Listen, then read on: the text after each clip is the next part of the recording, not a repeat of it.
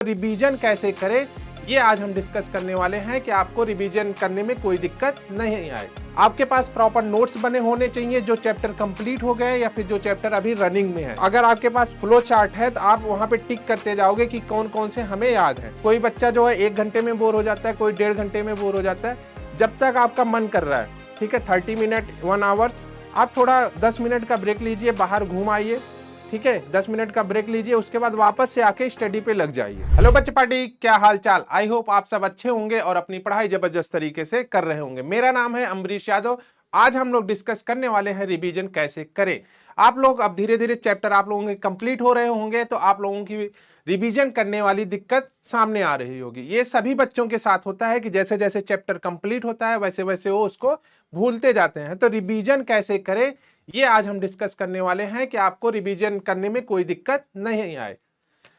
सबसे पहले आपको क्या करना है कि जो आपका टाइम टेबल है, ठीक है, आप लोग क्या करो, समय सारणी बनाओ। जैसे जो आपका करंट में चल रहा है, जैसे चैप्टर जो अभी चल रहा है करंट में, वो तो आप सॉल्व करो, लेकिन जो पुराने चैप्टर आपके कंप्लीट हो गए हैं उसके लिए आप आधा 1 घंटा जरूर निकालें। तो उसके लिए आपको टाइम टेबल बनाना पड़ेगा। प्रॉपर टाइम टेबल बनाइए जिसमें जो पुराने वाले चैप्टर कंप्लीट हो गए उसको भी कवर करिए।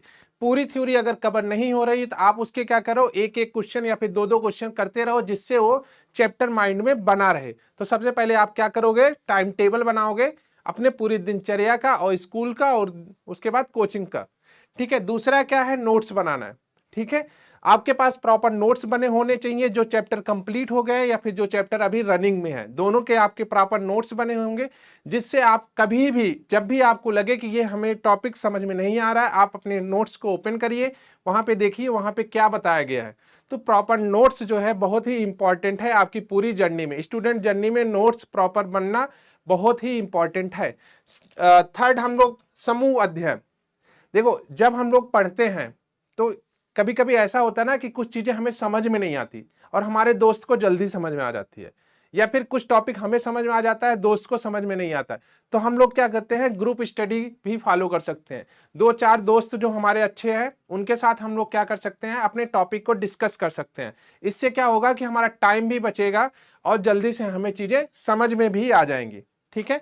फोर्थ पॉइंट क्या है, विजुअल एड्स को, ठीक है, विजुअल एड्स को उपयोग करना, ठीक है। विजुअल एड्स का क्या मतलब है कि आप ग्राफ बनाइए, चार्ट बनाइए, फ्लो चार्ट्स बनाइए। जो भी आपकी थ्योरी वाले पार्ट्स हैं या फिर जो क्वेश्चन वाले पार्ट है उसमें क्या करो, आप फ्लो चार्ट बनाओ कि ये हमारा ये सब्जेक्ट है, इसमें ये टॉपिक है, इस टॉपिक के इतने इतने सब टॉपिक्स है। तो अगर आपके पास फ्लो चार्ट है तो आप वहां पे टिक करते जाओगे कि कौन कौन से हमें याद है, ठीक है। फ्लो चार्ट का मतलब ये होता है कि आप एक बार में, जैसे कि अगर आपका कोई टॉपिक खत्म हो गया तो आप उस टॉपिक को क्या करोगे, एक रफ पेज पे या फिर एक ऐसे ब्लैंक पेज पे आप लिखते जाओगे और उस पर टिक मारते जाओगे कि ये हमें समझ में आ रहा है। जो समझ में नहीं आ रहा उसको आप वापस जाके नोट्स में रिवीजन कर लेना, फिर वापस आ जाना उस पेज पे और उस पर भी टिक मार देना कि ये हमारा कंप्लीट हो गया, ठीक है। आखिरी में हम लोग क्या करेंगे, समय समय पे ब्रेक लेंगे, ठीक है। ऐसा नहीं है कि आप पढ़ रहे हो तो पूरे 3-3 4-4 घंटे पढ़ते ही चले जा रहे हो, ठीक है, वो वेस्ट हो जाएगा। आप ऐसा करो जब तक आपका मन कर रहा है पढ़ने का, ठीक है। कोई बच्चा जो है 1 घंटे में बोर हो जाता है, कोई 1.5 घंटे में बोर हो जाता है। जब तक आपका मन कर रहा है, ठीक है, 30 मिनट 1 आवर्स, आप थोड़ा 10 मिनट का ब्रेक लीजिए, बाहर घूम आइए, ठीक है, 10 मिनट का ब्रेक लीजिए, उसके बाद वापस से आके स्टडी पे लग जाइए, ठीक है।